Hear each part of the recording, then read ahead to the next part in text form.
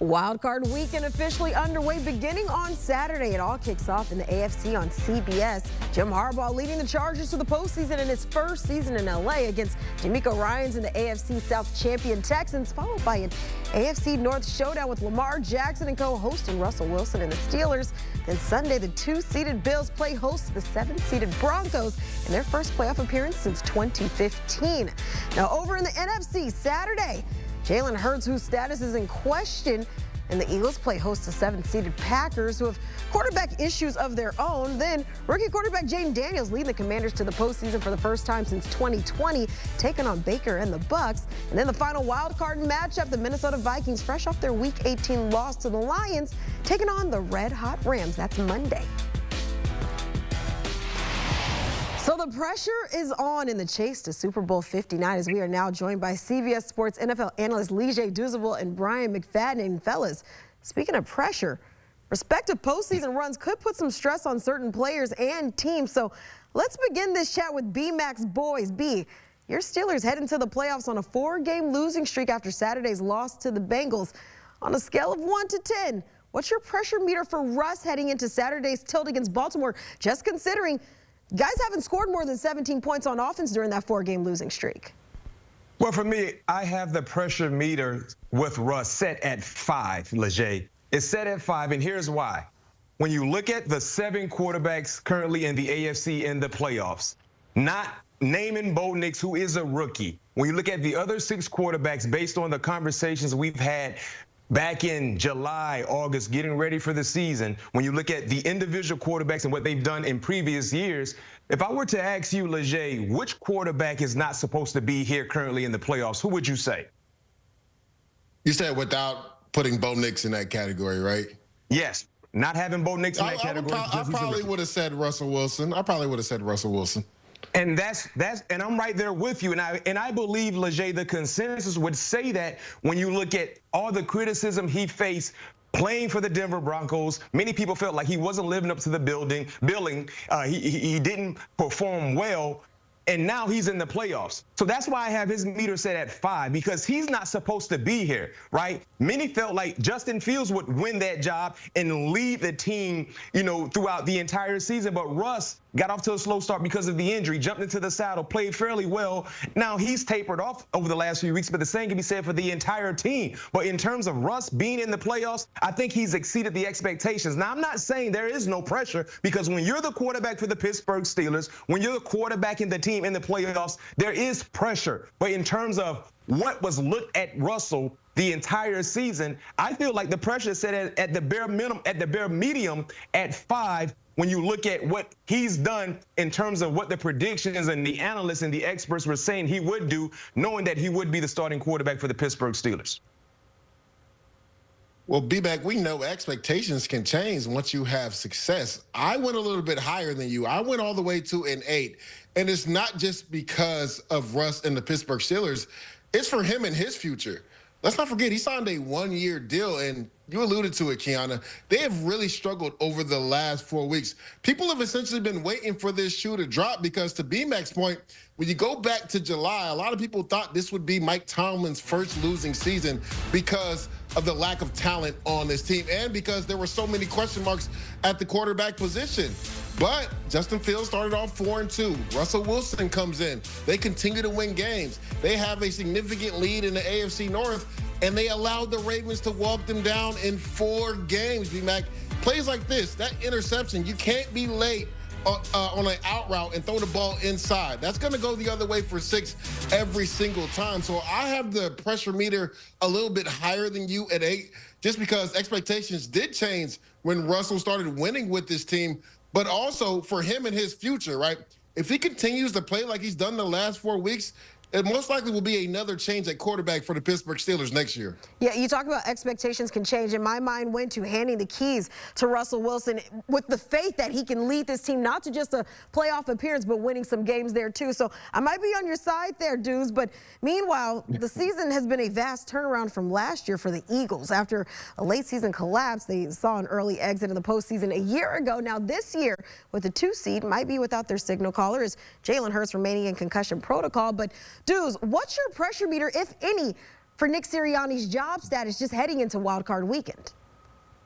And I'm so glad you ended that phrase with "if any," because I think it's utterly ridiculous that Nick Sirianni is under any pressure. Like, people tend to forget the grass isn't always greener on the other side. This guy has led you to 3 straight playoff appearances, when in his first year, nobody gave them a chance to make the playoffs. Oh, Keon, I forgot. Didn't they just go to the Super Bowl 2 years ago? This team was 2-2 at the bye. They won 11 of the last 12 games, and it should have been 12 of 12 because they forced Jaden Daniels and the Commanders into 5 turnovers. So there's a lot of personalities on this team. And B-Mac, you know this, you've been in different locker rooms. It's a head coach's job to bring all those personalities together for a common goal. And nobody probably has bigger personalities than the Philadelphia Eagles.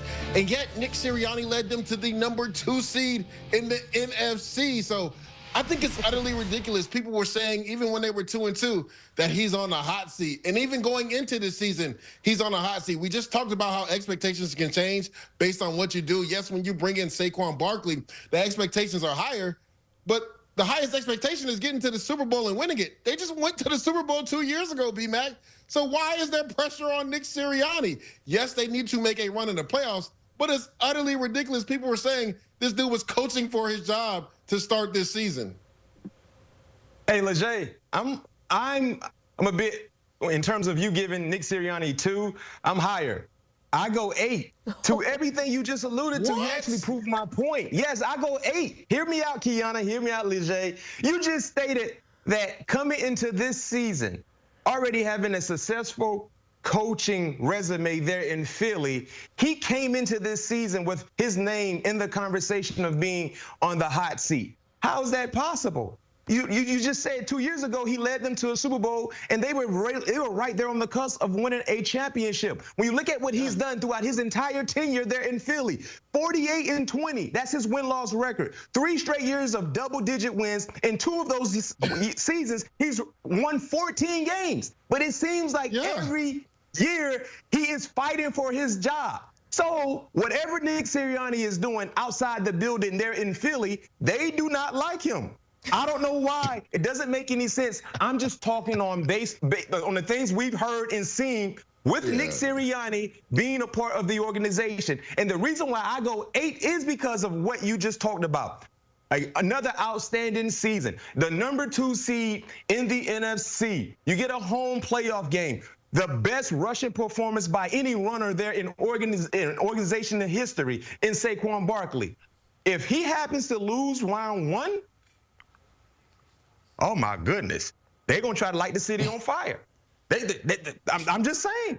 I'm just saying, because it doesn't make any sense why his name is always flirting in those conversations about his seat being hot. I agree with you. I don't know. It doesn't make any sense. But one thing we do know, it seems like every year, regardless of how good he coaches his team, regardless of how good they've been, his name is always in that conversation. So that's why I go 8, because when you look at what they've done, they could be arguably considered the most balanced team, not just in the NFC, but in the entire NFL. So just imagine what the city will do if they lose round 1 to the Green Bay Packers. I'm just saying. Okay, so we're on complete opposite sides with this one. Go ahead, Lee. Hold on, Kiana. Hold on. I'll say this, B-Mac.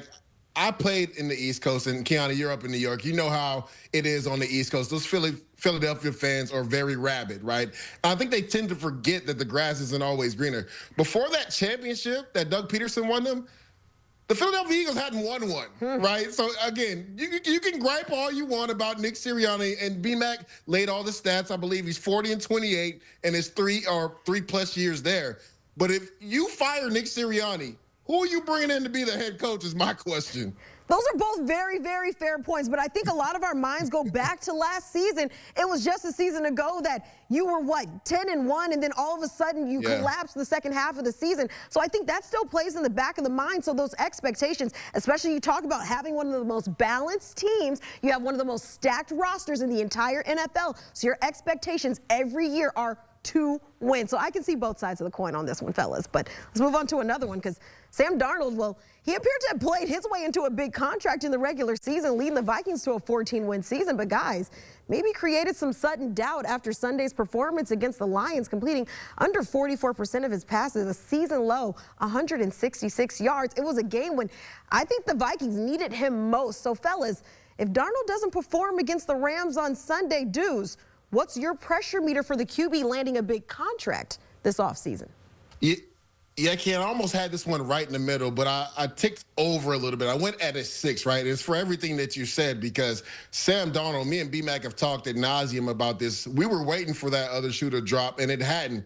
Well, it kind of dropped on Sunday, B-Mac, because it seemed like Sam Darnold had a Jets uniform on, and he was playing the New England Patriots and seeing ghosts. Aaron Glenn had him in the blender. Like, there were guys that were open, and he just didn't throw the ball because of the pressure he was under. So there's some pressure for Sam Darnold, because a lot of people assume because of the way he's played, and to me, he was a top 5 MVP candidate before that outing on Sunday.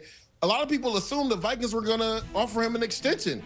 Now going into this game, there is some pressure on him, because we want to see how a quarterback responds. We know this, B-Mac. In the NFL, it's all about how you handle adversity. And there's few coaches I trust more than Kevin O'Connell to get Sam Darnold out of his head and back to playing the football that we saw for 16 weeks of the season, right? So there is some pressure on Sam Darnold, because there's been a stigma with him in regards to when pressure is on him, he gets a little jittery, gets happy feet. He can sail the ball high, and we saw that versus the Detroit Lions. So he needs to have a good showing. That way he can solidify himself as the future quarterback for the Minnesota Vikings. I'm going to put that pressure meter around 6. Lejay, I'm one up on you. I go 7, and I agree with you in terms of Sam Darnold. I think 7 is the pressure meter for him. When you look at the number, and here's why for me. When you look at all the quarterbacks, the 7 quarterbacks, Lejay, Kiana, in the NFC playoffs, right? I would say Sam Darnold is the one quarterback football fans don't trust. They trust the least. And he's been outstanding. Top 5 in passing yards in the National Football League, top 5 in passing touchdowns. He's done everything you would want your quarterback to do, plus more. But the folks do not trust Sam Darnold.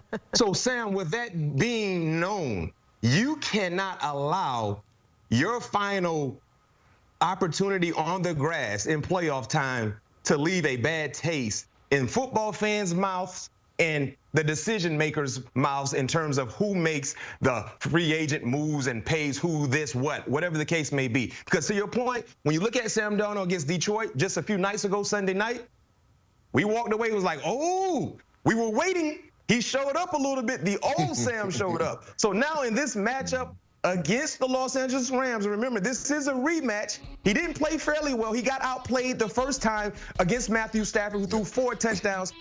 Regardless, win, lose, or draw, Sam, in terms of your individual financial implications, he has to go out and ball out. Because, like I said, he's the one quarterback in the NFC playoffs I think fans, they trust the least. And that's saying something when you have a rookie quarterback in the playoffs in the NFC and Jayden Daniels. So I think fans trust Jayden Daniels more so than Sam Darnold, because we're just waiting for Sam to flatline and get back to being the Sam Darnold that we saw in New York and early on in Carolina. So for Sam, individually speaking, yes, you want to go out and win. But most importantly for you, you want the last thing that we remember is you throwing touchdowns, making big-time throws, making people miss, and giving quality numbers for your Minnesota Vikings. Maybe the trust factor is just the fact, like you mentioned, considering he's been a backup all these years. We've seen it year over year, and now all of a sudden it's a Cinderella story in Minnesota. Well, now he's got to actually put his money, future money, where his mouth is, and that's a wild card week. And you know who's bringing the pressure?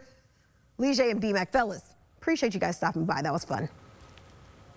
And whether it's leading up to, during, or after the wild card matchups, we will have you covered, from analysis to highlights to on-site reactions. Stay locked on CBS Sports HQ 24/7, all postseason long.